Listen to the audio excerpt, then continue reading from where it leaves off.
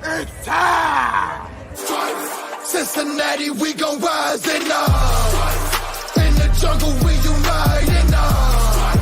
Trippin' orange and black and white. All day when we fight, live and die in these stripes. Now who gotta move rockin' on? Now who wanna move tossing on? Now who wanna move out on? If you got stripes, then you let the city know you rock 'em. Yeah, we got 'em. Yeah, we fought 'em. Like that black and orange up on 'em. Single bottle, never stop it. To the beast of feastin' on 'em. Who they rockin' with the diamond stripes? Flossin' on the ring. Cincinnati, she's our queen. We gon' show the world who king. Orange in the day, black in the night. Welcome to another episode of Bengals and Brews. I am Del Altman, joined by my co-hosts, Theo Angero, Derek Davis, Houday Joe, Joseph Streck. Joe has a tractor running in the background at times. We're working with his audio. We do not hear it right now. He cannot hear it when it comes in, so you guys may hear it. Me and Derek can hear it. He cannot when it comes in and out. So that could be fun. Markus Bailey is going to be on this show. He's going to join around 3:30, so it's going to give you guys some time to get some questions in on the side for him. We've got plenty as well. So some of them may be similar. We'll try to get as many questions in. He's probably giving us anywhere between a half an hour, 45 minutes. You never know. If the man's having a good time, maybe a little longer. So what's up, guys? What's going on? You know, I'm ready for some XFL football tonight, boys. Hey, Anybody else excited for he that? He literally bought XFL gear, people. I know. I mean, I'm here to rep my guy Drew Plitt. You know, leveling high zone. I mean, I do like the blue. Like, to be fair, it's pretty fire, yeah. But it kind of reminds me of the Panthers a little bit, so I don't know how I feel about that. But you got the giant fucking XFL on the hat, so I'm channeling my inner Rob Lowe. I'm channeling my inner Rob Lowe with the hat. NFL. I haven't been able to bring myself to actually watch any XFL. No, me neither. Is it fun to watch there? It was actually so. Last week's game was entertaining the whole way. Drew, he went out very first pass of the game. He just lobbed one. Uh-oh. Derek is frozen. Joe unmutes his mic, and I hear a distance in the tractor in the distance sound. We're having all sorts of problems. We are just on a roll for when Markus comes in. We're not used to having shows Sunday at 3. I mean, it shouldn't matter, but people hogging the bandwidth at 3:00 in the afternoon. Assholes, go back to church. Oh, I love it. But yeah, interesting game. Absolutely. Well, we didn't really know what you said because you went like this. No. AJ McCarron looks good too. He's looked pretty good for I saw that. Standard. So in the chat, can you hear that like noise? Yeah, let me know let us know. Maybe it's just voice. me and Derek, and so we can battle through. Yeah. For Joe's sake, but absolutely. If not, good God, I'm gonna lose my effing mind. Yeah, I checked Fiji. I checked on the DC game as well earlier. I think it was like 14-14. But it's very interesting because they got like you can run 1-point plays, 2-point plays, 3-point plays for the extra point, and it makes this stuff really exciting. So, all right, I'm gonna drop off and mess around with my connection. And I'll hop back on a little bit. All right, buddy, sounds good. Got my nephew in the chat, Braden. What's up, buddy? You called me earlier. I was trying to power nap before the show. Mm-hmm. Man, I gotta tell you. Taft Brewery, world's best boss. I'm drinking my wife's beer. Yeah, she saw that in the fridge, right? Yep, she saw it in the fridge. And she said, "Is that mine?" I said, "Well, depends on how bossy you are tonight." But it's a coffee porter. It's actually pretty darn good. Yeah, no, Fiji, I did not see. Yeah, exactly. Yeah. And it is worse when we're silent. Yeah. Did not see the Josh Gordon catch. So the combine. Okay, I know. There are quite a few of you are in here. We went like 2 hours talking combine. Some of this stuff was coming in last night. And everyone just on Twitter lost their mind over Darnell Washington. And I'm literally like, I've been saying that he's projected around under 4.7. Like it's like known, but you still put on his tape and the man only had 25 catches.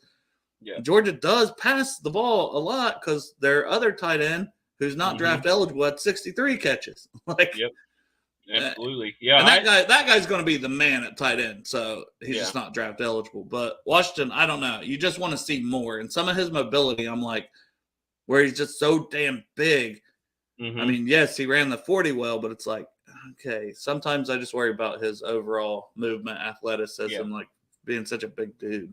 You can run in a straight line fast, but can you do that quick twitch, the stuff that tight ends need to get off of a linebacker and stuff like that? Of course, with how big he is, he might be able to do those, just reach up and grab it like the way Dalton used to throw him to Tyler Eifert. You remember that? Yeah, but he was also listed at 280 at Georgia and come in at 263. So it's like, how much did he come in to make sure that, what's he actually play at, and his athleticism too is a question I have. But I mean, not knocking the guy. Like, I still have him as tight end 2. I still have Mayer as tight end 1. Mayer, he did what he was expected to do. Like, everybody's like blowing my mind. It's like, well, he's only 6'4" and 249. I'm like, I have him listed right here at 6'4" and 249. I'm like, it was the same. Like, it was what he was supposed to be. Yeah, I gotta say I was a little disappointed with his 40 time, but he's not a blazer, and like anything, as long as he didn't run into 4.8s or whatever. Like, your guy on the other hand, Payne Durham. God, 4.9. I didn't get to see his. What was his? Like a 4.91. Oh, golly. To me, I said threshold. Even if you put threshold as 4.75, that's like, you just can't. That's Broderick Jones just ran a 4.98 at what was he? Freaking, he's a big old boy. Yeah, so that's my concern with that. And then, this guy, oh my God, man, he was a blazer. I did 40-inch vertical too. Oh, almost 11-foot broad jump. He had, and then today the bench press, he had 23 reps, tied for most of the tight ends. So like, and he ran a 4.5, and he's 6'7", 255. He's gonna look good on Math Bomb. That's why I'm like, dude. Yeah. Oh, he has a 10 on his RAS score. Yeah, he's like, I didn't get to see. I figured he would be a 10. Yeah, and like, that's what I mean. Like, Old Dominion, but he was Penn State recruit, so he's a 4-star recruit, and Penn State has a lot of good tight ends, like year after year after year. So the fact they, originally he committed there and was there, that tells you a lot, at least, of the talent that he has. So I don't know. I had him as a 5th-round guy, and I'm not going to move him up like, oh, he's a 2nd-round guy now, just off of, like, It doesn't work that way. But he may move up around, because I said guys like Payne Durham, I got to move him down. Like, you can't run a 4.9 and not be moved down, because I was liking him. But it also makes you go back to the tape to see, okay, am I seeing this on the tape, or is he just looking like a men amongst boys, because of where he plays at and stuff like that. Yeah, or he's just, here he is wide open making this catch. But in the NFL, like, if you're expecting to get anything out of him as a true player, bro, you ain't going to be getting open. Like, yeah. And then Greg, DeJuan Jones, I thought DeJuan looked good. He's not the fastest. I think, what was his 10-yard split was, 4.83, 4.93? I don't know. I do have all this stuff up. So if you guys like, okay, I have the NFL just, to look quickly and flip back and forth. Yeah. Tell me what DeJuan's was. I do know. I'm having to go far. Oh, yeah. He's at the bottom of 1.92 10-yard split. So he's at the bottom of all the linemen. Yeah. I did like big 1.68. Yeah. He looked good on the cone drills, but I mean, for being that big, it probably is tough to get that up and moving. So that might be a knock against him.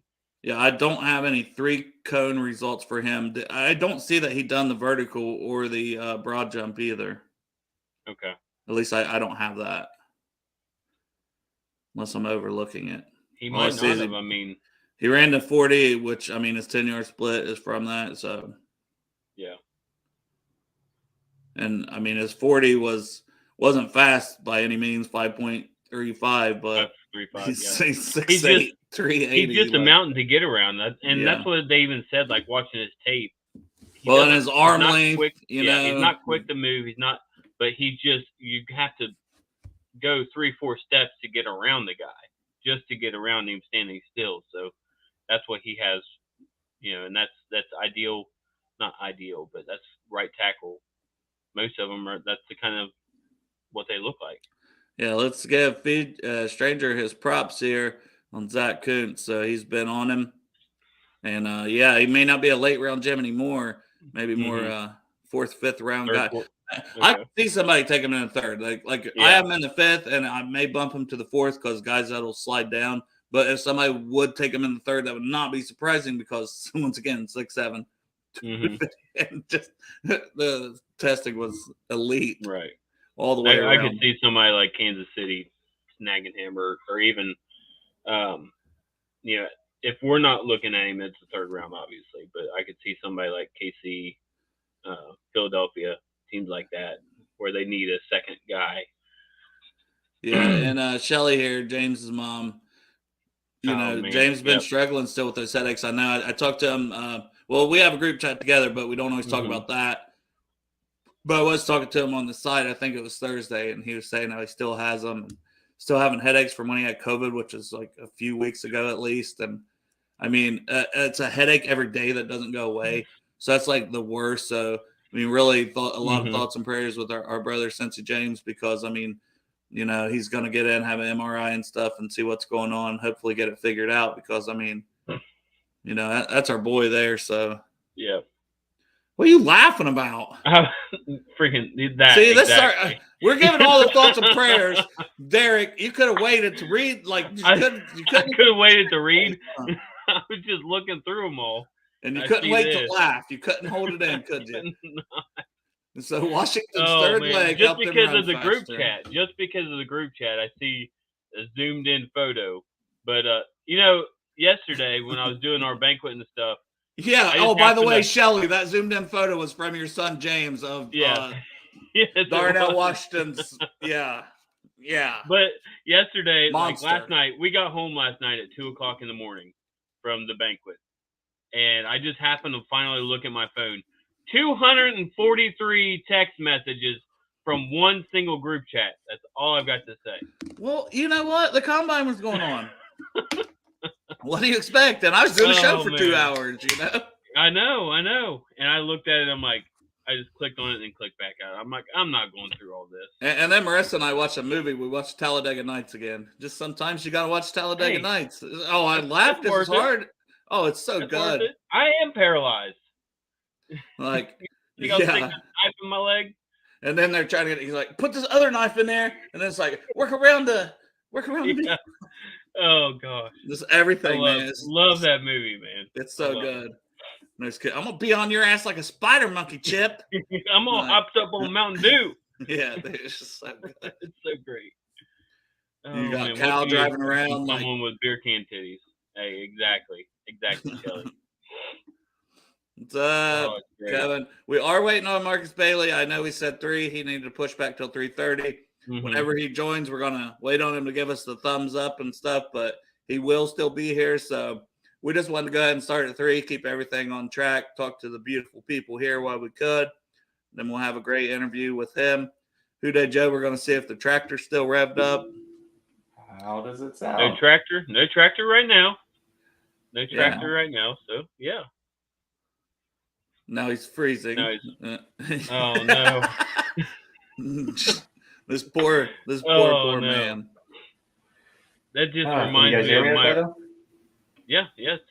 Everything sounds good.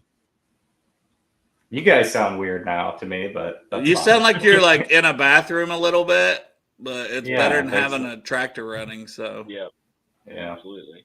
I'm gonna keep messing with it, but I'll listen, try to chime in. Yeah, Shelly got to meet James Brooks yesterday. That's pretty cool because we were literally talking about James Brooks and like how he was a smaller guy, but how he blocked his ass off and stuff. Like, because going into some of these running backs, they're getting ready to test today. It's like the Jahmyr Gibbs and stuff. He's very small. His measurements today is like 5'9", 199. And I like the guys, the patch catcher and stuff, but could you ever expect? He's not going to give you anything in pass blocking. Yeah, I gotta ask. Did you see my guy, Sidney Brown? Did you see him? He didn't test that like great. I thought he did. I mean, like mid. You just having a rational love for one versatile safety for a safety, or was you looking at him for a nickel corner? It would matter. Because I want to see what his numbers are like if he was to test for nickel corner. Okay, all right. Maybe I'm wrong a little bit. So he ran a 4.47. So I thought he ran the 4.5. So already I'll give him that, right? Mm-hmm. And he was third of the safety. He's at safety on here. So third with his 10-yard split. Let's see what Vert he get 40. You're looking better and better. His RAS is probably really good. Over a 40-inch vert. vert. Pretty good. Okay. Yeah, we didn't even talk about the safeties yesterday. We just kind of stuck with corners. And then the tight ends was coming in. So, yeah, and he had almost 11-foot broad jump, second in that. Let's see. There's only times for 2 guys in the 3-cone. Does everybody like, nah, there ain't nothing good coming from that drill? Nah, that ain't me. Yeah. Bench, he had 23 reps. So I told you I thought he looked good. I bet his RAS when you said he was mid, the only thing I got to see was Sidney Brown. So I was gonna say I should know that if you went out of your way to find one guy and just let me watch this man sweat and work out, it was Sidney Brown. It's the underwear Olympics, man. I gotta watch the dudes I like. But yeah, I thought he looked good. I really did, like I said before, I don't really necessarily think he'll be maybe he could be the next Von Bell replacement in a few years, but we got Mike Hilton's contract's up next year, right? Yeah, and I don't see him as that. I think he is the safety, but he's a guy who can almost play in the box too. And like Von Bell, here's the thing though. Okay, so you're hoping he makes it to the end of the second to take him, and that's if we don't re-sign Bell. Yeah. You don't want to have to use back-to-back picks on safeties. Like that would, to me, would not be ideal. Oh, in the first round, you mean? Or first 2 rounds. No, for the first round. Okay, yeah. Back-to-back years. I'm not saying because I was thinking in the third round, but if you think he tested out of the third round. Oh, well, I already had him rated as a second-round guy, so that's what I'm saying. I think it would be tough to see him last till 60. That's having the end of the round picks is like you might as well push around. And I'm not saying could he make it till 60. I'm not one of those guys like no way he'll be there. There's there may be 15 guys like for pick 28 that I'd say very unlikely to be there. Yep. But it's always hard to be like, that dude ain't falling. That's everybody's like Darnell Washington's not even going to fall to 28 now. It's like there's still a pretty good chance of that. Now, did anybody get to go to the? Was it Tyler Boyd and CTB, or was it? It was CTB. It's today. It's today. Oh, is it today? Is anybody in the chat going today to the signing? Well, they were probably let us know. there. Let us know. Probably what time not. was it? I thought it was 5. Maybe. Where's it at? It was somewhere in Cincinnati. I don't know. Freeland, who's testing really well, but he's like 6'8", 300 pounds, which they had his weight wrong earlier. They had him at like 400. I'm like, people were like, he gained 100 pounds since Senior Bowl. Well, they did that a couple times. Who's the guy that everybody was like, the arm length. Anton Harrison from Oklahoma, the right tackle, potential right tackle that's in the mix with Jones and Darnell Wright. They had him with 31-inch arms. Yeah, they said this guy's a T-Rex. The thing I don't understand about the O-line combine, why are they having these guys run the 40? It doesn't. Well, honestly, it's the 10-yard burst, the 20-yard. Sure. Yeah. Just let them run 20 yards. Well, and you get your 10-yard split out of it, so whatever. And was it not majestic seeing DeJuan Jones, even though the time wasn't great? Just just picture at that point, he's running at you 40 yards down the field, full speed. He can't stop. What is he? 360? What is he weighing at? 6'8", and it was 370 something. It's almost 380, I think. That is a big man. See him coming around and just blasting a linebacker. Yeah. And see, here's my thing. There's no guarantee he's going to, I know these mock draft simulators, but you look at, Daniel Jeremiah and these people with their mock drafts and Dane Bruglers, I see all the time, guys from the Draft Network, they have him end up going in the top 20. There's some team that's going to want the big, and everyone's looking for linemen, right? So you mean we can't get DeJuan Jones at 60? Yeah, no. Or the third round, like Yeah, the third round. I've seen started. a lot of. No, I'm not PFF. saying it'll never happen, but there'll be a problem if Yeah. it does. Like honestly, there'll be an issue. Like Right. you He don't won't just fall find there 'cause guys people like are that. overlooking Yeah, him. Yeah. yeah. Who didn't give up any sacks last year. Like, it's not like, oh, it's just he's a freak measurement wise. Like, he has really good tape and he played at a big time school. Like, and he's just a mountain, literally a mountain.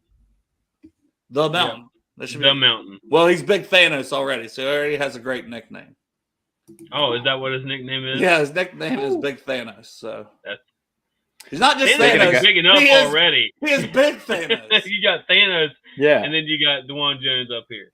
I love that. Speaking of guys that tested really well, I know I put a note out there that you responded to on Twitter, Dale. Zach Kuntz. Kuntz. I say Kuntz. Is it Kuntz? I don't know. I've never heard anyone say Kuntz, and I think I didn't realize how it came out. I had never said his name out loud. Oh man, that reminds me. It probably is sounded bad. Kuntz We're in canceled. hindsight. You're trying to pronounce names, and we're canceled. I had a teacher that was named Mr. Kuntz, and I always called him Kuntz. Yeah, we had one. It's funnier that way. We had one, Mrs. Coon. Yeah, there you go. Zach Kuntz out of Old Dominion. I will. was testing Well, I through probably the shouldn't have roof. said the name. Yeah, I probably can't tell the story. So I'll tell a story in another show where I don't say the name in the same thing, so there's no way to get in trouble here. There you go. But a very So- funny story about so- a guy who was dating her daughter in high school and some things that was put on her door. On the next episode of Bengals and Brews. After dark. After dark. After Belly dark. up to the bar. Yeah, there you go. It's our shenanigan show. Oh man. So Kuntz, you had him graded like Kuntz! what going into Kuntz, he said. He said it with such authority. I said Kuntz. Graded like Round. Are you just beating your microphone now, Joe? I don't know. I was doing my God. Is it the cat? Is it the cat? This poor So- guy. So, Kuntz. where Did you I have have him rated? rated? Is this what you were asking? Where did I have him rated? Like round wise, about Yes. the fifth? I had him around the fifth round, so I could see moving him into maybe the fourth, is what I was saying while you were gone. Yeah. I saw our boy Greg talking about him second or third. I'm like, I could see someone take him in a the third reach. because it's like, well, the what you're getting there that you think you could do with that. I've seen guys have gone. I mean, Atiasi, oi, wasn't he a second or third round pick for the Patriots? Like, and he was. Well, the remember, he's Patriots kinda- always pick guys around too early too. So. But you know what I'm saying? I could see a team taking. I could the fucking Patriots. I could see the Patriots being like. I wouldn't even rule out the second round with the Patriots, but I could see them taking him in the third round. Hey, and they're always picking guys up. I mean, they've drafted 2 running backs the last 2 years. The 2 years before that, they picked up, or the year before that, they picked up 2 guys in free agency. So they're looking to find that next Gronk, and they just can't find him yet. So Greg's asking if we think Mayer will still be there at 28. I think it's He's the so same. hard to. I think it's the yeah. same as it was before. I think nothing changed with the. Yeah, he tested like he had on tape. Yeah, he's not going to be overly explosive and get separation. Like that is literally, I have written down that. But he makes tough contested catches. He is a damn good blocker, and he does make those tough catches. Mm-hmm. And he's been productive, like you've seen him produce. He could go as high as 15, or he could go to 40. I mean, Hey, real quick, we got about 6 minutes ish until our guy Marcus Bailey comes on. Just a real quick, like kind of recap or projection. What do you think is going to happen here? What is it? Not next week, but the following week in free agency. It's the 15th is the first day, so we're 15th. 10 days out. Yeah. Which, that gets me excited. I don't know how much movement. We're going to probably lose some guys. We're going to probably see that probably before we see us sign someone. Mm-hmm. Yep. But I'm just rationally getting my hopes up for no reason for Jawan Taylor.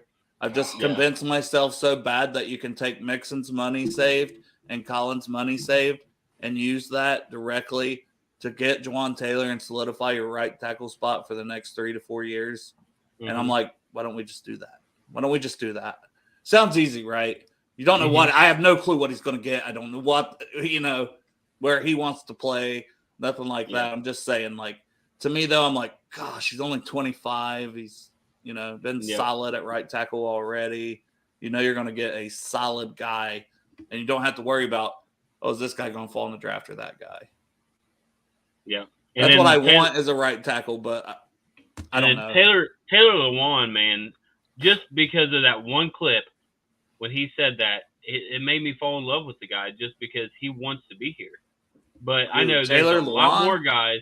There's a lot more guys out there that I was talking Jawan Taylor. I know. Jawan Taylor. Saying, okay. Yeah, I'm saying this. That's one of the guys that I'm wanting because he's a left tackle. I know if he comes back healthy, then I'm willing to say, okay, let's see what you got for your final year. To replace Jonah, or is like a swing tackle? Yeah, to replace Jonah. Or even, it's not even necessarily to replace him. Make him battle it out. Yeah, I think he's gonna. If he plays, I think he's still gonna want too much money, even though he's had a couple of injuries over the last 3 years. I mean, most likely. I mean, I don't know. It's hard to those guys, Well, he's already got the busting with the boys and all that stuff, where it's like, why the hell would I go and play like for nothing? Yeah, I don't know. He just wants a ring. Right. And maybe maybe he sets out half the season. Maybe that's a guy that's, maybe he would be a guy that would be around and something happens late in the season, second half of the season, there's an injury. I don't know. I'm not going and putting much money into a 32-year-old left tackle that I don't know would give you any more than what you're going to get out of Jonah, who's younger. Yeah. With still some upside because he's not going to be as injured hopefully as last year. Yeah, and usually these guys, as they get into the late career and they just want to win a ring, they don't want to sign with a team too early because they don't want to go through trading. Yeah, that too. They just want to chill, sign on, and just go play games. Well, and his co-host Will Compton has been doing that for like 4 years. So. You're right. You're right. So they've been talking about it. They're like, I don't see him as when free agency starts. You know what I mean? Like being one of the early signings. Yeah. Yeah, you're right. So, but if you want Jawan Taylor, he's probably gonna be one of those day one because he's so young and I thought the Jaguars was going to franchise 25. 25. Okay, wow. I thought the Jaguars was going to franchise him for those reasons, and now they're or at least Schefter put that. Did they end up franchising or? I don't think they've done it yet. They've gotten to what? They don't have to do it yet, but But if they're going to put the franchise on Ingram, and let Taylor get to free agency, that's what I was just kind of expecting that's what was going to happen. So now I've let myself get excited about the thought of adding him. Let me ask you this: Carson Wentz for backup. Oh Jesus Christ! Who for backup? I'm sorry, I missed it. Wentz. Do you think he'll cost too much? Because everybody's kind of sick though. Seems like everyone's kind of sick of him. And I don't think the talent would be. I think he's a top 40 quarterback in my opinion. I don't want him, but I could still see him getting $4 or $5 million a year. Okay, do you know what I'm saying? Just to go somewhere behind a young quarterback or somebody that picks up one of these draft picks this season. Mm-hmm. Yeah, I don't want to invest. Should be any minute, Foxy. Don't worry, Foxy. I'll mute my mic here in a minute. I don't want to invest any more than 1.5 into a backup quarterback. You're right. He ain't worth it. Well, as we're waiting on Marcus Bailey, I'm going to stay here and sound only for a minute. All right. Rip that heater. Now, you don't need to be putting my business out on here. I do that enough myself. So I did too much of that already. Trust me. That I was going to say. That reminds me. So last night, a real quick story. Last night at the banquet, I had this lady come up to me and she goes, because I was working the cup game. It's $10 for a little plastic cup, redneck fine china, to win one of these guns. You have 1 in 350 chance of winning the gun. She's like, we're going to lose all our listeners if he starts talking about his redneck prom. She was like, so how much is a cup? And I told her all the situation and stuff. And then she goes, okay, I just need a cup because I am a teacher and I don't want my kids seeing me drink beer. I'm like, trust me, I know all about that. I've got a buddy of mine. I was Except like, "You don't have to worry." he chooses to give no fucks. Yeah. He chooses where to he broadcast should. his Yeah. drinking live. On a yeah, daily so she- basis. Which Yeah. Oh, I loved it. It cracked me up though. So I was thinking about you, Dale, even though you're chose always not to thinking. come. You're always thinking about me. Just tell the truth. That's true. That's true. Oh man, I love it. Even though I never hardly get to talk to you, you're always thinking of me. Hey, I'm here at least once a week. If that. Oh no. All right. Marcus said just a few more minutes. He's trying to get the connection and stuff set up, make sure it's all squared away. Yeah, So. that is something he warned us about last night. Is Yep. he did not have a great connection with Willie. I said, hey, we'll work with it. The same link works. If you gotta come back out and come back in. Hey, it's 3:30 on a Sunday. I ain't got nothing to do for the next couple hours. We'll get this interview in at some point, right? The only thing I got to do is I got a couple trees I got to cut down in my front yard. But other than that, plenty of time to do that. Well, my wife just showed up with another 12-pack because I only had 2 beers left, so I'm ready to go. Ruh-roh. 2 or You're 3 ready to rock and more roll, hours yeah. if we need it, boys. I hear that. Thanks, babe. Well, So, and while we're waiting, I was gonna show everyone the new shirt that we put up on the merch store. Yep. So we got our Internet Scout Team shirt. So this was inspired by our boy Tyler Minerding. TikTok Tyler. Yep, we love Tyler. And the site he uses wasn't going to let him put it up to sell it. And it was a little different version. It was like in blue and stuff. His was like the NFL or draft blue. But we completely stole the idea from Tyler. Yes, but 100%. We asked for his permission. And I asked. I said, "Hey, do you want to partner on this?" I said, if we make any money off of it, we'll split some profits with you. He's like, I don't want anything from you guys. So he was very kind to let us steal his idea. So you can go to Bengals and Brews .sellfy SELLFY.store. And I might make one of them a crop top. Yep. And it comes in black, white, and gray. So check that out. It's never going to outsell our very best seller, which Foxy said he was wearing in the chat. I saw the beautiful Can Titty Guy shirt. Yep. We've got the Subtle Flex shirt on there now. We've got the Fumble in the Jungle shirt on there. Is that a mug? Yeah, we got mugs on there. Yeah, the mug, I was just like showing my wife the new shirts we put on there, and she's like, that mug is cute. Like, we need one of those. It looks really sharp.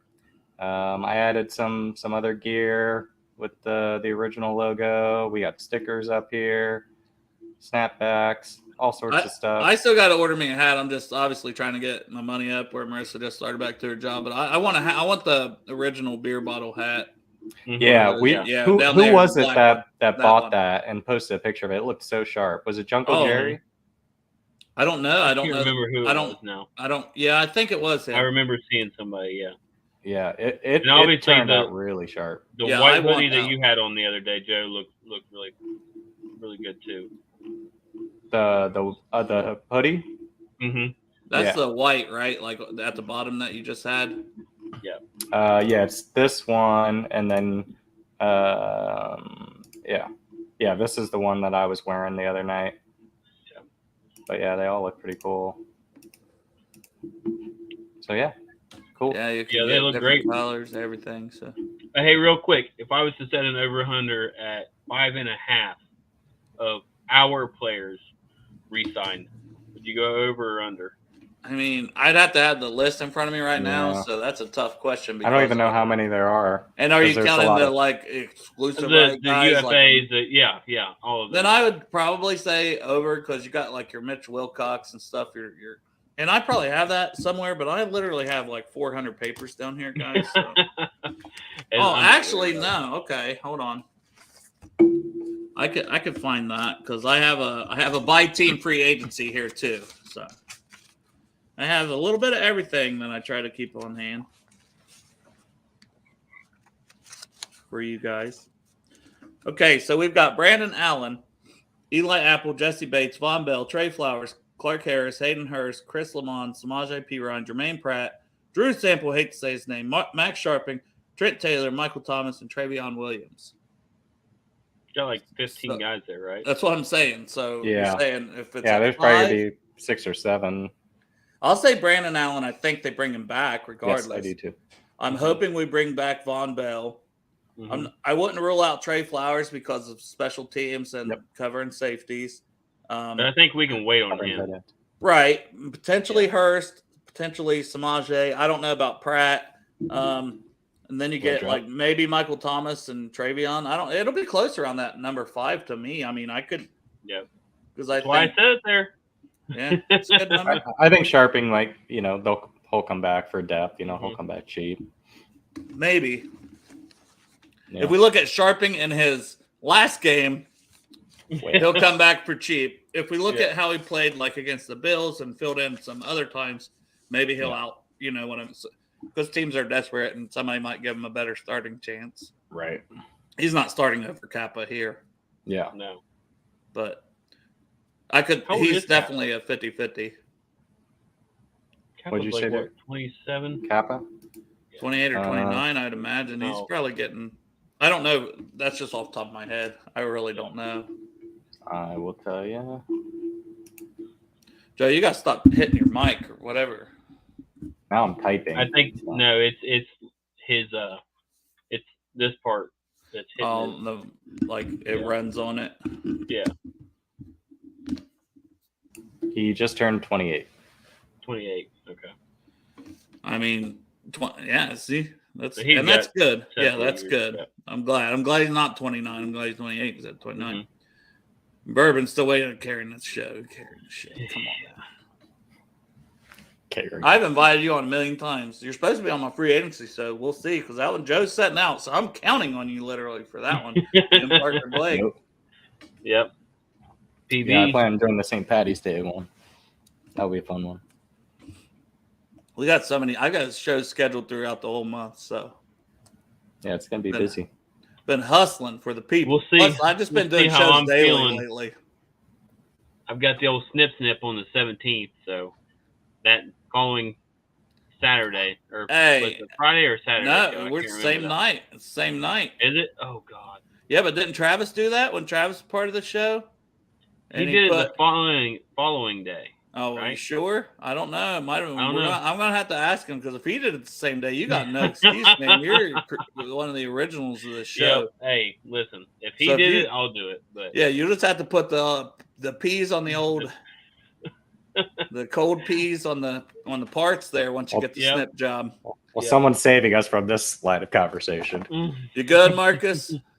The thumbs up. We're gonna bring Marcus Bailey in. What is up? What's going on, man? Marcus? Thanks for joining the show. Yeah, thanks for having me. I'm apologize for making you guys have conversations you apparently don't want to be a part of. You didn't want to hear about Derek's vasectomy surgery coming up the 17th. That's how bored we were getting. Hey, Kyle Kasky had to hear about it when Travis, our other buddy, was on here, and he had his, and we had Kyle Kasky on. So you're in good company with Kyle Kasky. Well, I appreciate the patience and I guess the persistence to reach out to me. They want to get me on the show and stuff. So I figured, that time in the off season now, might as well. So we're big fans, man. Yeah, appreciate that. So tell me a little bit. Like I really didn't, to be honest, I didn't really do my full due diligence on the show and how it came to be. So you guys have probably done this a lot with guests, but can you give me like a little? I know you guys are the hosts here, but can you give me a little bit of you're good. A backstory of how this came to be and why you guys are doing it and what you guys like to do?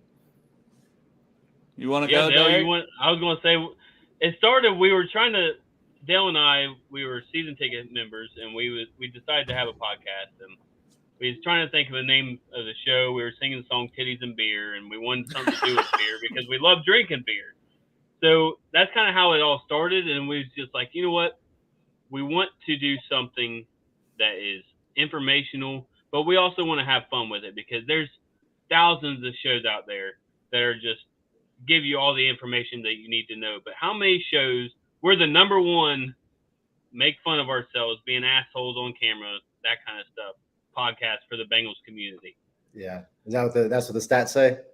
That's what the stats say. You look us up. We're analytics. yeah. So Derek and I it all didn't down. actually know each other, and we just randomly ended up setting by each other is the thing. Mhm. So it's like, and then throughout the season, this was 2 years ago. So neither of us had season tickets before that. So we get season tickets. We become like, our wives become best friends going to the games. We become like, acquaintances. Like, he's kind of a dick. But so, and then we were like, we'll do it. Off season came around last year, and we're like, let's just start a show and have fun. We're talking all the time on the weekends, but I live 2 hours away from Cincy. He's an hour away, so it's not like we can hang out all the time in person. So this was a way to kind of, keep our friendship going and have fun with it. So that's kind of how it started. We've been doing it now for about a year, and it's been awesome. We were able to raise some money for like the Hayden Hurst Foundation and stuff like that through Betfred. I think we've raised, actually, like in different giveaways, we were able to raise almost like $5,000 total for that foundation this year. So we're pretty proud of that, to be able to do things based on this silly little idea we started, which kind of leads me, do you have a foundation? Because maybe that'll be our goal this year, since you're kind enough to come on with us. I don't have my own foundation. There's been organizations that I have supported. I think a foundation for myself is probably in the works at some point. Okay. So I just don't have one yet, but I will be sure to let you guys know if I do. Sure. Yeah, I mean, I'm actually in Cincinnati right now, my place here. Well, Kentucky, you know how it goes. But I had most people that are not from Ohio, like, are so confused when I tell them I live in Kentucky, but I'm like, I play for the Bengals. They're like so confused. But we hear it all the time. People are like, I'm in Kentucky right now, and they're literally in downtown Cincinnati. Yeah. It's like right there. But yeah, I mean, I just this year was the first year that I participated in the My Cause, My Cleats initiative through the NFL. And I partnered with an organization called the Global Food Justice Alliance. And basically, like, their mission is to help get like quality animal source proteins to people that need it. And so I reached out to them, and then through the Bengals, we had done some work with the Free Store Food Bank here in Cincinnati. And so we, like, for example, during Thanksgiving, through the Bengals, they set it up there. So we all go there and help with like the food carousel there and give out turkeys and stuff. So I started talking to the woman who runs it, Trisha Rayner. And so, kept a relationship with her, and then I was able to kind of connect a lot of the pieces, and was able to get it set up to where we were raising money through the Global Food Justice Alliance. But then all of the proceeds went to like feeding kids around the Cincinnati area. And so we ended up raising $10,000 between me from my post that week, and then her on her side on her social media.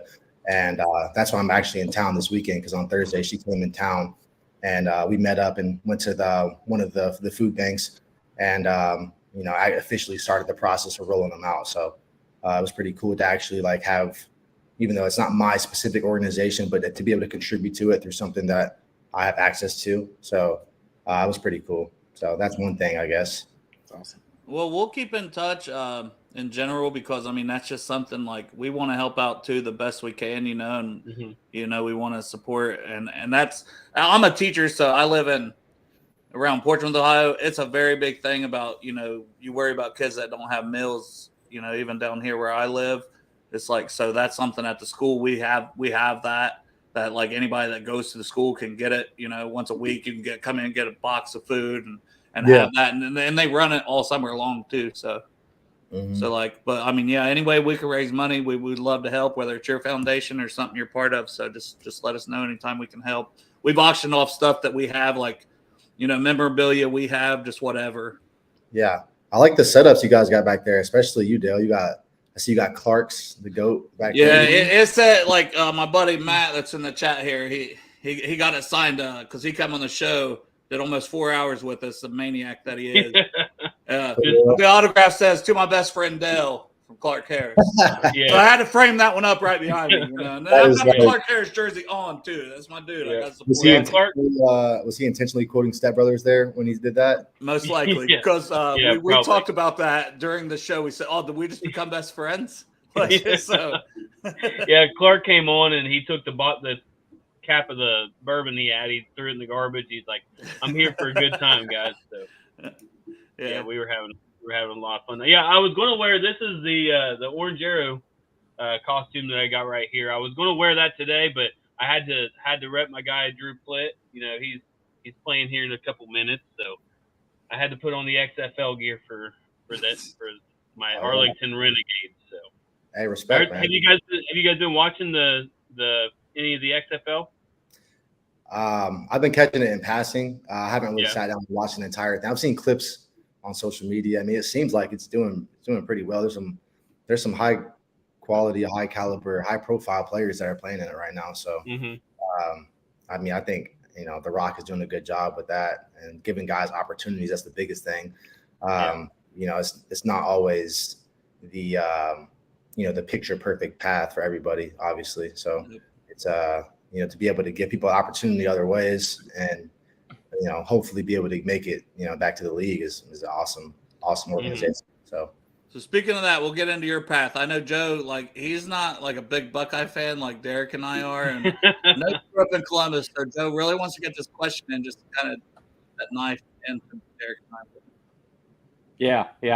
I'm the one that lives in Columbus. I live on the northeast side, Blackfoot, Kahana area. But these guys are the big Buckeye fans. So growing up, were you a Buckeye fan? And if so, going to Purdue, now that you're not at Purdue, where do your allegiances lie? At Purdue, Joe. He's going to say Purdue, and then he's going to talk about the game where they beat our ass. Answer. I know. I'm just okay. I'll start. Remember that. The first part. I mean, if you grew up, so I was born in Dayton. So that's like 45 to an hour from here, and then also like an hour from Columbus. So I grew up there. I moved to Columbus when I was like 12. So I've been in Ohio, my entire life growing up. And regardless of where you're at in Ohio, when it comes to college football, I mean, Ohio State, kind of rules supreme. It's kind of just the way it's been. So I think I was kind of a fan by default growing up because a lot of the people I was around, friends, family, they were all pretty diehard fans. But I don't think I was ever like a super, super diehard fan. Like I didn't really go to games growing up or anything. I think I went to one spring game. But it was something that would have been cool to get an offer to go there. I'm thinking back to when I was in high school. I remember I was getting recruited by them, but I never got an official offer. And then I ended up making my decision to go to Purdue because I wanted to play in the Big Ten still because I grew up in the Midwest. And obviously I was thankful to have a pretty solid career there and to put myself in a position to be where I am now. And so to answer the second part of your question, my allegiance still definitely lies with the Boilermakers. And actually, on that note, I think it'd be a good time because you guys gave me the what the theme of the show is. I said I had a little something special for you guys. A little something. So this is shout out to one of the Purdue fans who had tagged me on Twitter, and he posted this, and I thought it was so cool. So I reached out to him, and he ended up sending me a couple of them. So I'll reveal it right now. So this is a custom made. It's called the Pick Six Porter. You guys can see it. Pick Six. Yes, and, sir. Yeah. So my guy Jeremy Anderson, big Purdue fan. He has a brewery in his basement, and he makes these and uses Photoshop to make the cover art. And so cool. You guys were just talking about the Ohio State one. This is the picture when I went across the end zone after the pick six. I can't even be mad. Okay? I can't even be mad. No, I can't even be mad because that's awesome. Like to have that somebody made that for you is so cool, man. No, no. Absolutely, Actually, cheers on that, man. Cheers, absolutely. Cheers. Yes. Yep. Actually, I do want to do this. We haven't brought this bad boy out in a minute. That right there is That is a subtle flex when you get your own likeness on the beer. That is a subtle flex. For sure. I like that. I like that. I like that. Clark originated it, and we had to run with it because like Derek was talking about himself for half the episode, so we're like. But no, it was cool though. I told myself that I was gonna wait to actually drink one until I got my first pick six in the NFL. But this was there you go.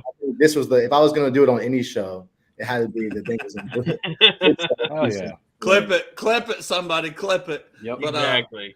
No, hey, you basically kind of did because the fumble in the jungle, you were the man blocking down there. I was part of it. Yeah. And that was a playoff when that turned the whole entire game around. So huge moment, and you were part of that. Like that's history that will live on. Have you even thought of it that much that's something that'll live on in Bengals history forever? Well, I mean, I think it was hard not to during the game, not necessarily, but it was afterwards, seeing the response from everyone. And I mean, I think because it was Sam Hubbard, like that, it made it that much more symbolic of the Cincinnati kid, and it was just like, that bastard. We got a support group because he's so damn handsome that our wives love him so much. We got a support group. That's funny. But continue.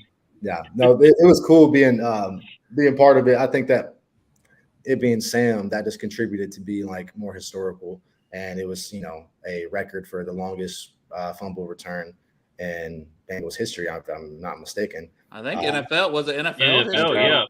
Well, I think they put the ball in the Hall of Fame, right? Yeah, probably playoff history. Yeah, probably NFL playoff history, and maybe Bengals history overall.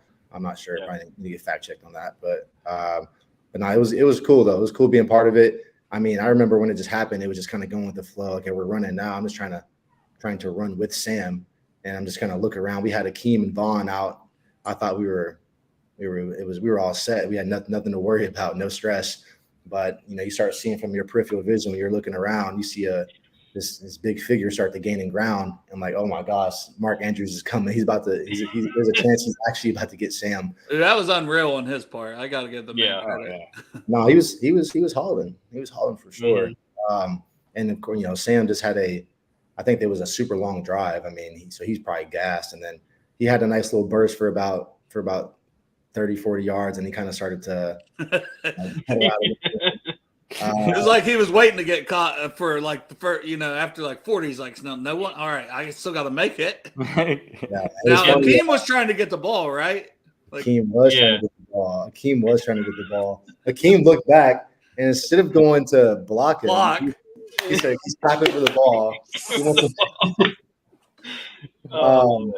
But I was I saw him running, and I tried to time up the trajectory or the path that Sam was running on. Mm-hmm. And I didn't want to try to peel back and actually have a violent hit, because I thought, okay, that would definitely be like a going against your own end zone, like a blindside block. So I was just going to try to wall him off and put my hands up like a punt return kind of wall off. Mm-hmm. And as I'm about to do that, I think Vaughn kind of gets a shove of him with his left arm and kind of changes his path a little bit. So then it's where I was going to intersect him, that was completely wrong. GPS was all wrong. I had to make a swift turn, but by the time I turned around, he was already beside me, and he was 3 yards away from Sam. So I just had to make a little desperation push. And for the record, I did initiate it from the side of the shoulder. But I was going to say, was you nervous at all? Was you a little nervous? I mean, of course, I was nervous because I knew it was gray. Because I knew it probably looked bad because he was running forward. And he dove, and so it looked like he got literally pushed directly in the back. But I mean, I got engaged him from the side, but he was running faster than me, so his momentum just carried him forward. You know what I mean? Yeah. I think, of course, I'm biased. There's no way I can't be, but I think it's a good no call because it was for sure. Oh yeah, definitely. But also when you're sitting there, they could call this if they want because of the way it looked. So yeah, but we're glad they didn't. Yeah, absolutely. Yeah. It would have been tragic. And it's funny because we always get taught or if you put your hands up, it's like an admission of guilt. But it was I was genuinely trying to be I did not hit him in the back. Well, that's what I thought too. I was like, no, put your hands down. But it's one of those things. I thought the same damn thing, Marcus. I ain't gonna lie. Yeah. All right. It all worked out though. It was,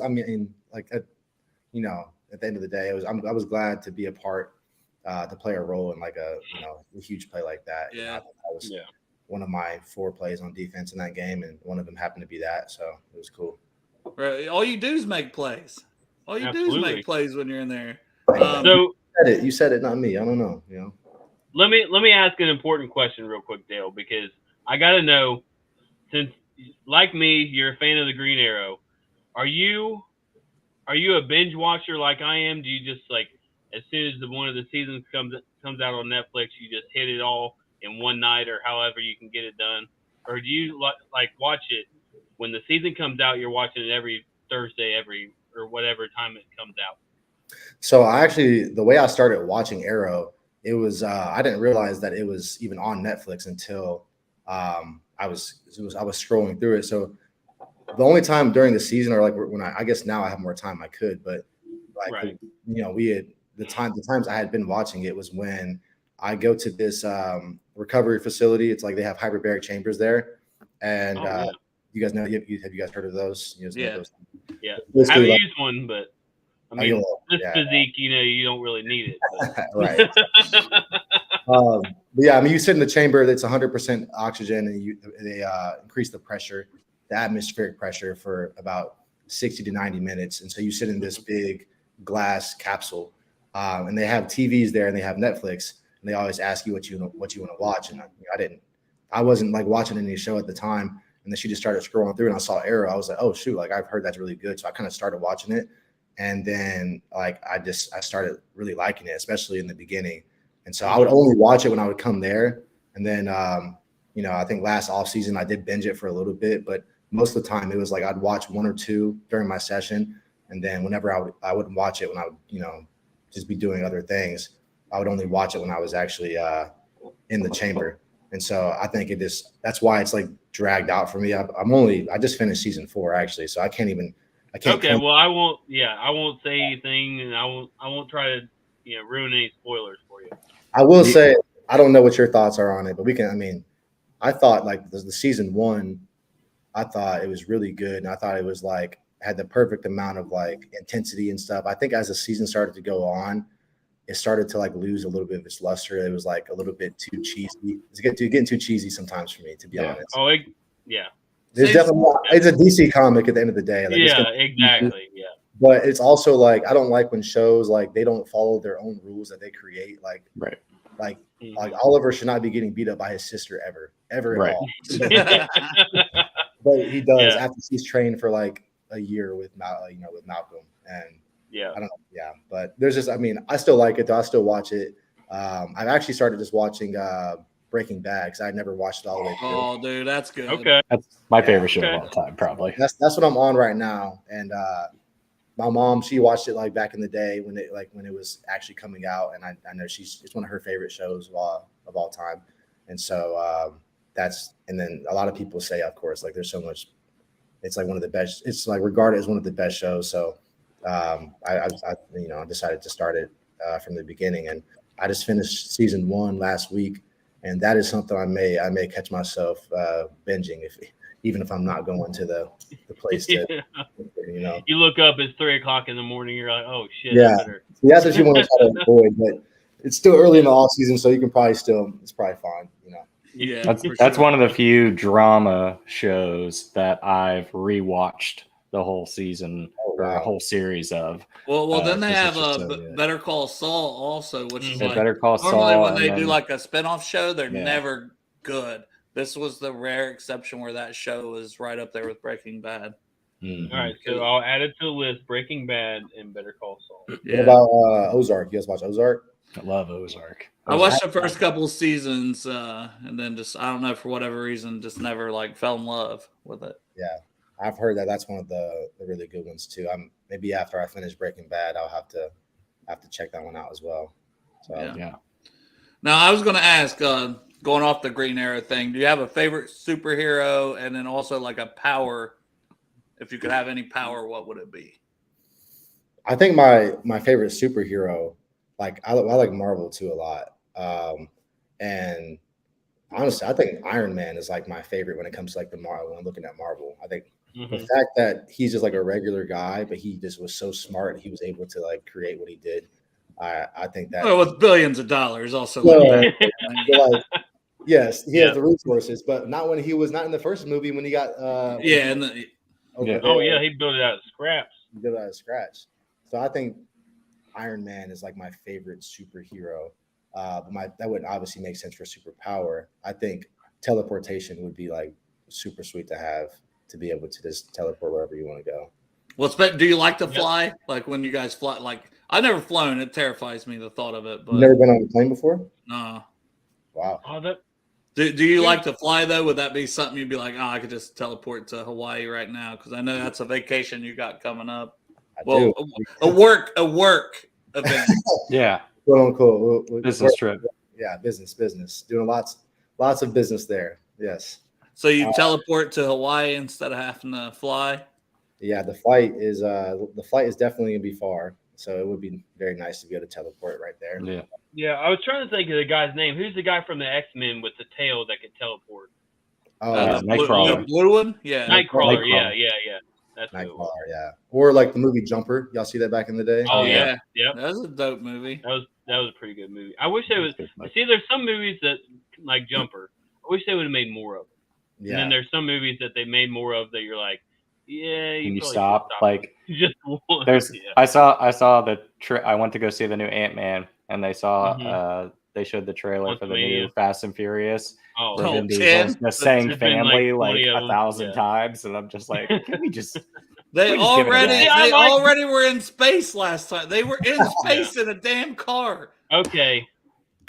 So maybe this says a little bit about me, but I like all the Fast and the Furious. I like some of them, but it's just it's getting to a point where it's just like, all right, guys, what more stories can we tell about guys racing cars and stealing cars? It's not broke. It's not broke. Don't fix it, man. They have a system and they're following the system. Money is money. They're making money. Yeah. Hey, that and Madden, they got something down. You know, they figured it out.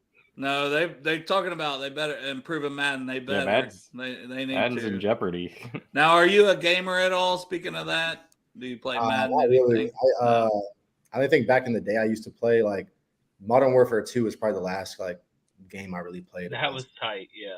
I think that was on that PS3 back in the day. But I think when I was younger, I used to play when I had PS2. I used to play games all the time. Mortal Kombat was one back in the day. I used to play a bunch of. This is when I was younger. Like the NCAA, the OG NCAA games were always. Oh god, man, they're so good. Yeah. Tekken. Y'all ever heard of Tekken before? Yeah. I think Tekken 3 was like one of my favorite ones. Like. Yeah. So like I had a couple of fighting games. I used to be into like the Nintendo DS, like Game Boy. I used to be a big Pokemon guy for sure. Oh yeah. You and my son would get along well right now. He's doing the whole Pokemon Quest thing on his phone or on my phone, I guess. Oh, the Pokemon Go. No, this is Pokemon Quest. It's kind of like it almost looks like Minecraft, so it's like real blocky. But yeah, he's addicted to it right now. I don't know where. Yeah, it's a huge part of my childhood. Honestly, I used to be obsessed with Pokemon. I used to have play. I think I stopped. They've made so many different like regions now. Like I mean, obviously I don't kind of be following that. But yeah, no, okay, keep up with all that. Not really. It's not really my priority right now, but it was back in the day. And then I some animes I was pretty into. I don't know if any of you guys are into like the Dragon Ball Z's or Naruto. That was like a big one for me. Say something about me being a nerd now, Dale. I've drank too many of these already. What are you talking about, fucking nerd? I'll say it. Yeah, I was into the Dragon Ball Z, Pokemon, Yu-Gi-Oh, all that stuff. Yu-Gi-Oh. Yeah. That's just something I never got into. I'm old, man. I'm a lot older than you. That's like, true. I'm 38, that's true. You know, you're like 50, that was a little 50 what? Yeah, suck my. You suck my 57-year-old hanging balls. You keep that up. But Marcus, did you have a favorite player growing up, or anybody like you idolized your game of? So I mean, did you come out always as a linebacker, or were you a safety prospect at any point? I mean, I started playing actually when I started playing high school football. I started at corner. corner. That's when I was smaller. I was like 175, 180 my sophomore year. And then I moved to strong safety that my sophomore year, and I was starting at strong safety, and then I ended up getting hurt. I had fractured my tibia, like something. It was like a stress fracture, and so I was out for like 6 weeks, and so they like put someone else there. But when I came back, they moved me to will linebacker, and so that kind of stuck. And I had a really good year that year, and then that's how I started getting recruited a little bit at some like MAC offers and stuff after playing 6 or 7 games my sophomore year in high school. Wow. And then linebacker I just stuck with that. I mean, I played offense too. I played like slot and running back, but we were in the triple option. Triple option. So I was like a slot in that, and we ran some power eye stuff, but we were not spreading the ball. We're not the air raid out here. We threw the ball maybe twice a game, if that. So I was when it comes to like actually getting recruited, linebacker was like the only spot I was really getting recruited at. So. And then was there a guy that at linebacker you were just like, all right, I want to model my game after him? I would say probably Luke Kuechly. I mean, he kind of came into his prime. That's a great answer. Yeah, Luke Kuechly for sure. I think he came into his prime when I was like getting into high school. So it was. I remember there was those few years where he was just like the talk. You know what I mean? And I would watch him and just see how he would diagnose things and the way he would move and be able to make plays in coverage. I remember that being someone that I looked up to. I think a lot of linebackers. He was kind of like the start of your prototypical, like the modern day linebacker. Yeah, what you look for in a linebacker these days, right? Like the speed and he 3 down. Yeah. Mm-hmm. Yeah. Well, yeah. I mean, he still had like the old school kind of build. Like, I mean, he was like, I think he was like 6'3", 6'2", 6'3", 240 or something, at least 235, 240. I mean, he definitely had the size of being like a big bruiser, but he was more like, what separated him was his study, his anticipation, things like that. But he made so many plays in coverage, and that kind of just like, set a new standard for what's expected out of that position. And he's a complete field general. I mean, these are all like the cliches you say looking at linebackers, but I mean, also another Ohio boy that the Buckeyes slept on. Yeah, he went to St. X, right? Yeah, and then Boston College for. Yeah, he had a crazy career there. I mean, I think he had like 150 tackles or something in one year. Yeah, he's a maniac. Yeah. Right. One question I had, if it's all right, Dale. No, yeah, for sure. So we've heard Shane Graham, who's a friend of the show, has talked a lot about the guys that are coming out, and they know they're not likely to be day one starters in the NFL. He talks how important it is to hone your special teams skills, and I'm sure you were in that position coming onto the Bengals in your rookie year. How much special teams experience did you have going into your rookie year with the Bengals, and what did you do to hone that skill, and what was that transition like? Yeah, I mean, I had like zero special teams experience going into the NFL, to be completely honest. I mean, I played like my freshman year when I was at Purdue. I played some kickoff return, and some punt, but like I got hurt my true freshman year, and then when I came back my redshirt freshman year, I played punt for like 5 games, and that was the only special teams experience I had until everything happened the way it did for me to come into the NFL. And it was, I had we're talking about the 2018 season when we upset Ohio State, and I had a super productive year that year. I was, I remember like I was a Buckets semifinalist. Like I was one of the people, the linebackers that was pretty regarded as being. Are we good? Is he good, audio? No, I was saying stock up. Your stock was rising at the time. I just saw him. He took his help. Oh, that's probably his wife's probably yelling at him like usual. Yeah. Oh yeah, she was. But yeah, I mean, back to what I was saying. Like it was the reason why I got drafted late was because my senior year I tore my ACL. I had some injuries, and then COVID happened. Then my pro day got canceled. And so I kind of went from like going into the season and kind of not expecting, but like anticipating that I could be like, one of the top linebackers in the class, and a second, third round pick. You had that second round grade. Like I'm a huge draft nerd, so yeah. And so for me to have that, and then I dropped all the way to the 7th round. It was super frustrating for me, for sure. But I mean, once that happened, it's like you said, the only way that I was going to be able to stay on the team and have a role at first was to learn special teams. So that just had to be something that I spent a lot of time on, and had to learn kind of the ins and outs of it.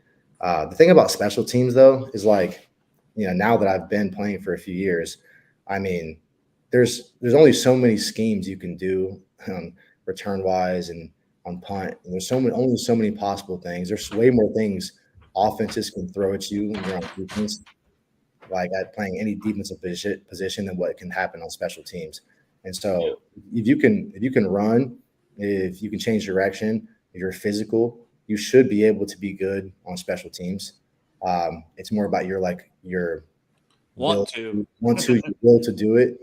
And of course, like, you get more instinctive because you can understand body positions and like how teams like to attack certain people, and you learn personnel groupings and like what certain teams historically they like to run. These are all things that like I've learned from Coach Simmons, of course, being part of playing special teams now in the league. And so I think that in general, you can be pretty good at special teams. So it doesn't take as much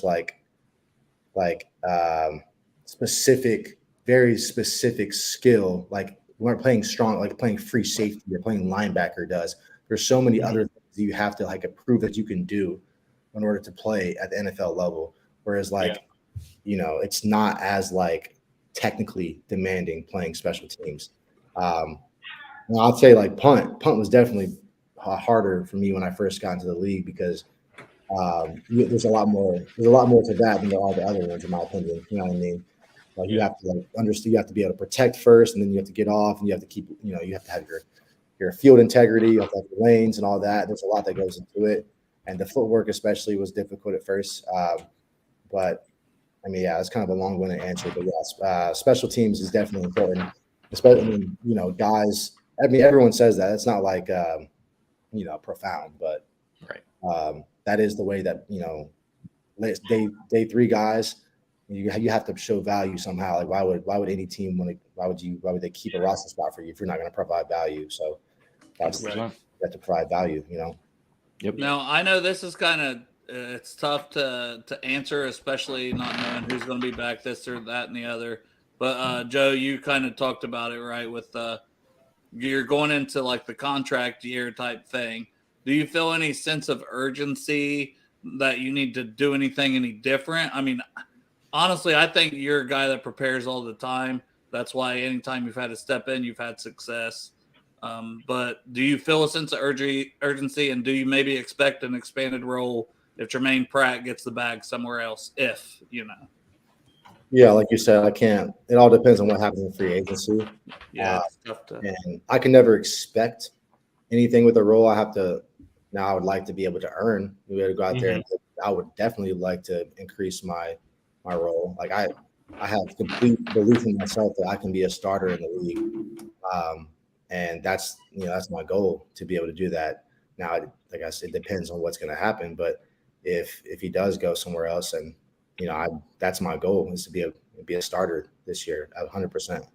And so there is a sense of urgency for sure, because you have a limited window, as an NFL player, to be able to, this kind of gets into like, because you obviously money is not the only thing, but you only have a limited window to be able to set your family up forever if you want to have a huge contract. Yeah. You can now that's made money over the years by having 1-year deals and all that, but the goal is to get a big second contract for sure. You know what I mean? Absolutely. And I feel like it's setting up for a good opportunity. And I mean, I know you don't know, but we have said this on our show a lot. We're like, I think for you and Akeem both, you're both kind of different linebackers, but I'm like, and we love Pratt, but we're like, if he goes elsewhere, and I'm like, we're good. Oh no! I'm ready do we to lose Dale? come in and play more and produce. Yeah. Yeah, you cut out for a little bit there. I didn't hear the last bit, but I was just saying that's primed and ready to play and produce. yeah. I mean, well, first off, I'll just I don't want to. Our linebacker room is so awesome. Like I love Jermaine. We got so close over the past few years. Logan, I think we're all really close, and Keem, we're all friends. I think that we all want the best for each other, and I'm so happy with the way that I'm so happy for him and proud of the way Jermaine has played, and the way he's been able to put himself in a position to do what he wants to do. And so I hope he gets paid. And if he comes back here, great. That he'll be able to, because then he'll be able to step back into the role that that he had set. But if he does go somewhere else, I'm fully confident in myself and Akeem and the rest of our room that we can, fill in that role. I think a lot of times, it's really more media and fans. I feel like the perception of the starter compared to the backup, that they think it's there's this world of difference between it, but it's really not that. And there's maybe some positions where it's like that, and maybe quarterback. But I think for most positions, we're in the NFL for a reason, and that guy may be a starter, but that doesn't mean that I'm just talking in general here. The starter is not necessarily crazily better than the backup. You know what I mean? And that's why depth is important for NFL teams, because you have guys that can come in when injuries happen and just there's nothing, you don't have to worry about it, And so if that's the case, then who's to say that person can't be your actual starter? You know what I mean? So yeah, and that leads great into my next question, because I was literally just about to ask you, is there something special about the linebacking core that you guys have? Because it seems like whether it's you, Joe, Clay, Akeem, Pratt, Logan, any of you guys, when you guys are swapping in and out, it seems like the play doesn't drop off that much. Now, is it just because of the camaraderie that you guys have, that what each other are doing, and how to pick up the pace and get things going, and to make sure that there's nothing there that's going to. Well, if you were listening, he done said they're all a bunch of talented motherfuckers there. Exactly, absolutely. Well, yeah, it's definitely not. I would say the camaraderie definitely doesn't hurt, but I think it's kind of what he just said. I think we all can play ball. You know what I mean? Yeah. We all were selected to be here. We're on this. We're on the team for a reason. And so I think that the people that are playing are that doesn't mean that the guys behind they can't play either. I think that makes up when you have a good room in any position, when you can have guys that rotate in like that. So, yeah. All right, let's take another big drink of one of them Marcus Bailey beers. Come on, you got a few more questions in you?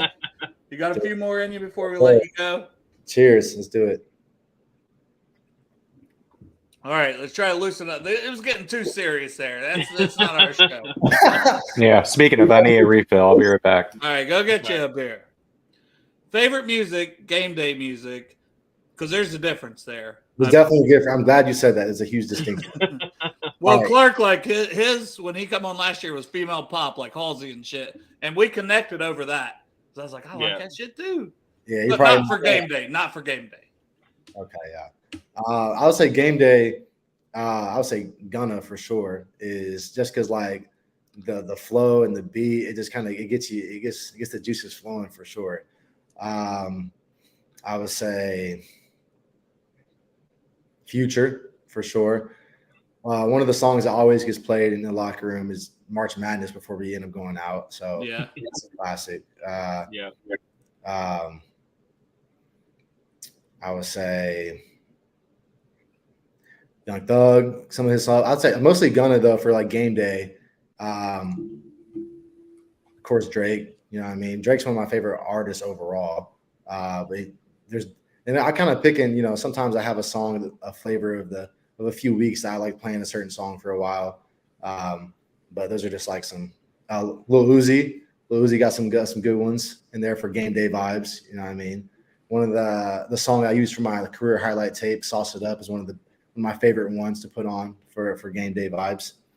So Classics. That's when we're all sitting here shaking our head like we have no clue half these fucking. I mean, I'm so vanilla from fucking the white sticks. over I don't here. know what gun is. I don't know what any of the. I do know Now, that. hey, I'm 38, so like, I'm like you, Eminem, Tupac, Little Wayne. I mean, yeah, like I used to be. I'm- Now there's these rappers. I'm like, it's not the same anymore. Hey, when I was used to play AAU basketball back in the day, Eminem was definitely like my guy for whatever reason. Like it was Till I Collapse and all this. I was playing. He's one. You can't disrespect him. I said back with his packets, exacts, and his bag of the sweet. Yeah, you got it. Oh, I don't want to get copyright strike. I was about to say, I do know that you like to joke around a little bit too. Since we're kind of a comedic show more than me. I'm just a dumbass over here, but I do remember during draft season, I think it was you posted a video out there. Do you remember that at all? Oh, I remember it. Yeah, I mean that was. I mean, all right. That was like I did the Rickroll kind of thing with the. yeah. It did. I mean, it did some numbers and stuff.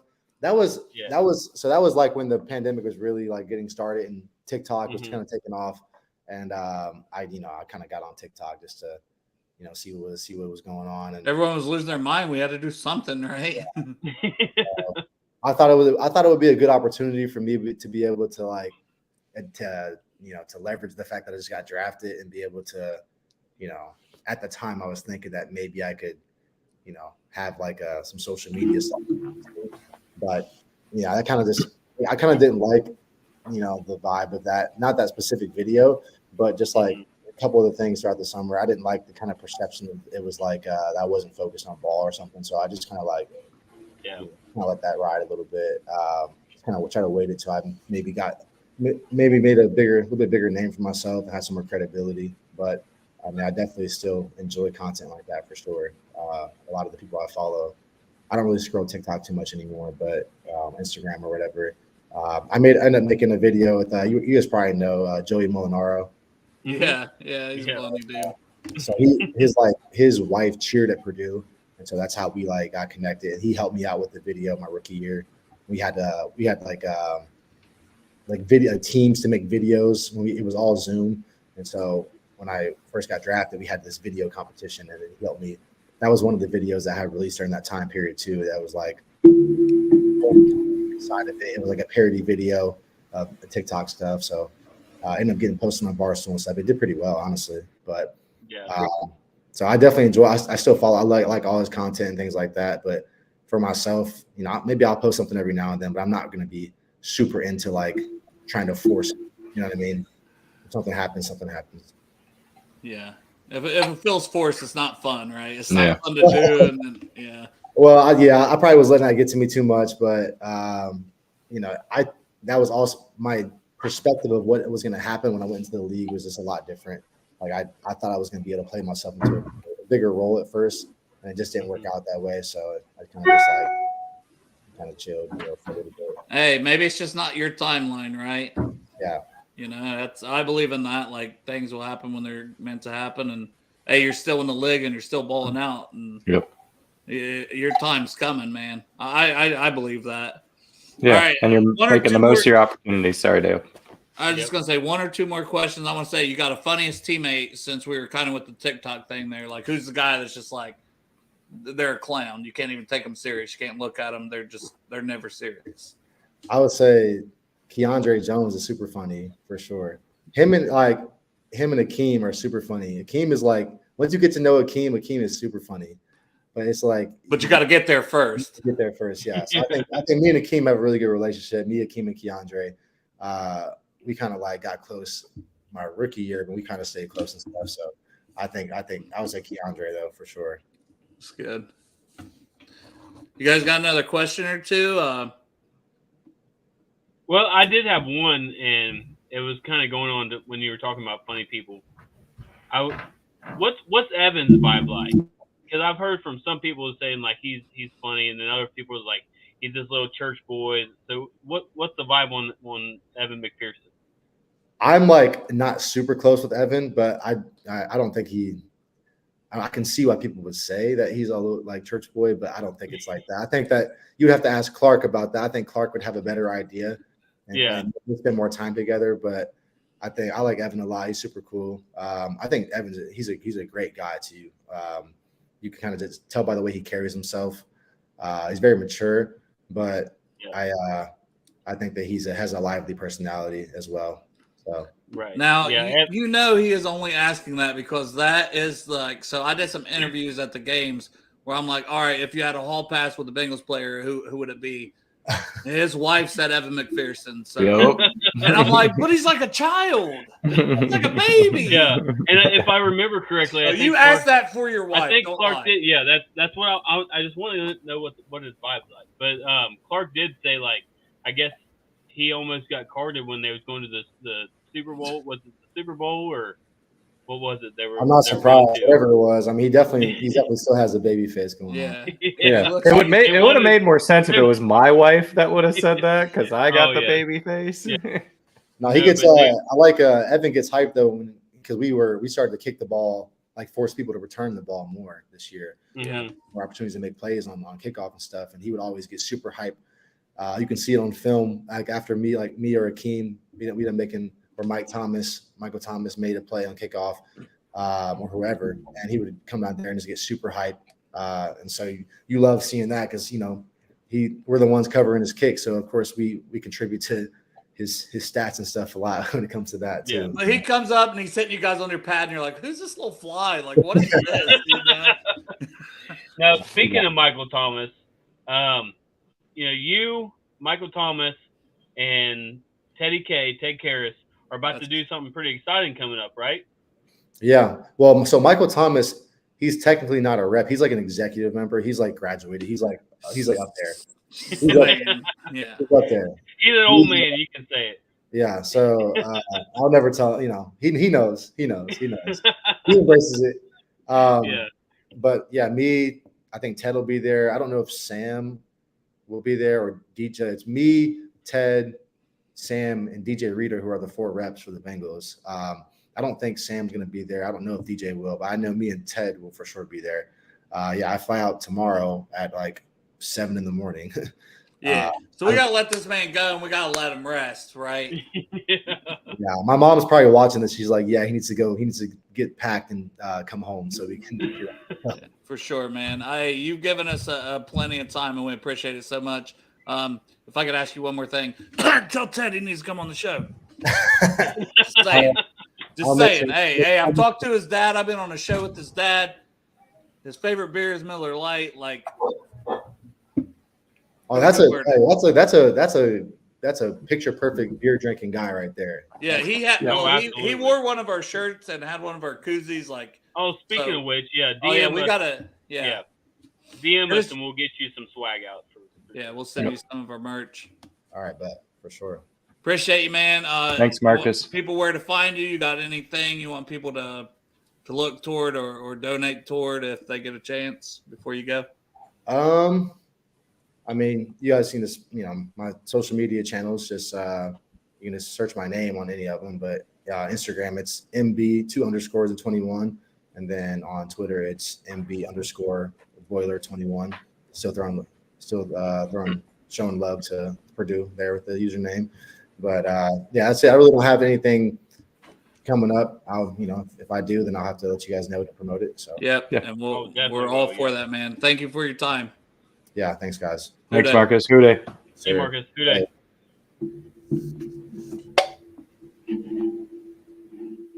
Man, what a jewel. Good dude. Yeah, they gave us almost a solid hour, man. That's awesome. You guys ready to go ahead and end this one? Yeah. Let's call it. I gotta go set some trees down. I was gonna say you've been getting yelled at for half the episode already, Derek. So appreciate you all in the chat. Sorry we couldn't get more questions, comments in. We had a lot of our own, man. It's rare to get a player on, and just it's a good dude. I hope you guys liked the interview, and we'll see. We'll see what happens. We'll try to support the man anyway going forward. Always, man, if somebody gives us anything, like, it's like, that's the least we can do, right? Yeah.